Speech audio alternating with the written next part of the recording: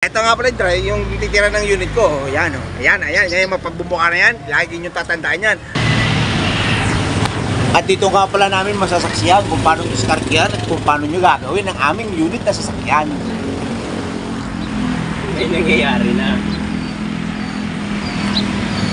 Samantalang dito inaayos niya rito kung ano yung mga wire na dapat niyang ikakabit kung saan nandoon nakapesto ang sinasabi nilang relay. Ito, at dito nila kinakalkal kung saan nga pala dyan. Medyo nakakalito nga pala yun kasi napakarami niyang mga wire na yan. At talagang kakalikutin niya dahil dito nagmumula yung power. At kailangan maano niya yan para nang sa ganun ay maayos na siya. Kasi kung hindi mo mapapaganat nga pala ito, hindi mo makakapitan ng fuse o ng relay, wala, hindi po gagawa. At talagang may nangyayari na. Kunti mga ano lang, maayos na rin siya. At maabot ng kabit dito ng ulan, ay talagang maayos na rin kagad. At magaling dito. Nga pala siya sa may balagtas. Ayan o. Ayan. Osmeña Street. At dito sa may tapat ay Balagtas Street. Ayan. At talagang tapat lang sila dito sa may First Orient Gasolinahan. Ayan. First Orient. At along the highway lang yan, guys. Ayun o. Doon ay papunta sa may Arms Corps sa bandang kanan. At dito naman sa kaliwa ay papuntang per lane. Ayun. At talagang may nangyayari na. At itong logo na to, kung saan nyo makikita itong logo na to, ayan, yung logo na yan, ay talagang ang driver niyan ay talagang malaking isang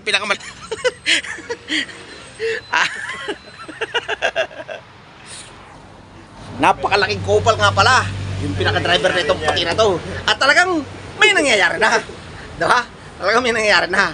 Sa mga nagko-comment dyan, sa mga nagbabasa ka dyan, alam nyo na, i-ready nyo na at i-comment nyo na dyan sa comment section. Alam na. At talagang may nangyayari na. Diba? Nga pala si Escobar.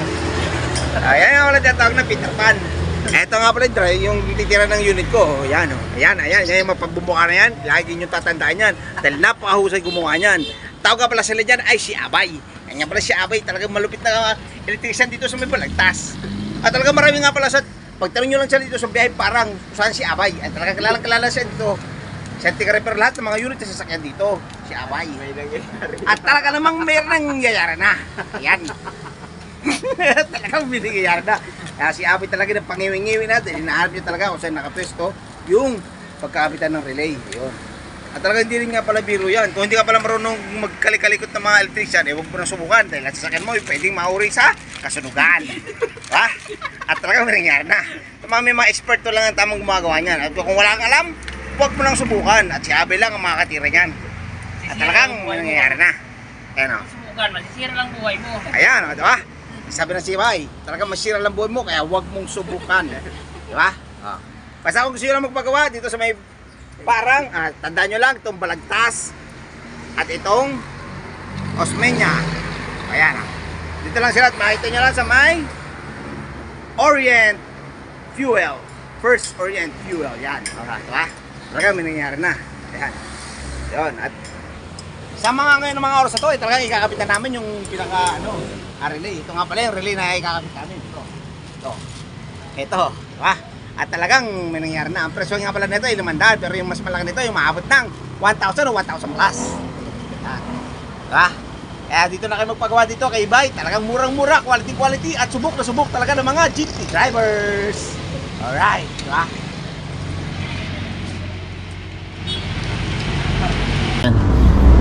Kaya dapat talaga kada wala tayong gagawin, ikot sa sasakyan, tignan natin kung may mga nagbago, ganun. So maraming salamat nga pala sa lahat ng mga sumusuporta sa akin sa YouTube channel ko. Ito nga pala YouTube channel ko. At ito nga rin pala Facebook page ko. Yan, wala na nga pala yung Facebook page ko na Kuya Dudes TV dahil hindi ko na po siya talaga mabuksan. Sayang nga pala hindi makapag-upload doon si Rigor. Kaya panibagong simula na naman ako, nagsisimula na naman talaga ako. May 108 followers na ako ngayon sa Kuya Dudes TV. Mataas na yung followers ko rin at marami na rin taga-suporta. Sana supportahan nyo rin ako mga ka-Dudes. At yung Facebook ko, sana mabalik. Kaso wala tayong pambayad sa mga IT kaya hindi natin na siya mabuksan. So sana pa rin, mabuksan pa rin talaga. Kaya maraming salamat po sa lahat ng mga sumusuporta sa akin Kuya Dudes TV. Salamat po. God bless sa inyo lahat.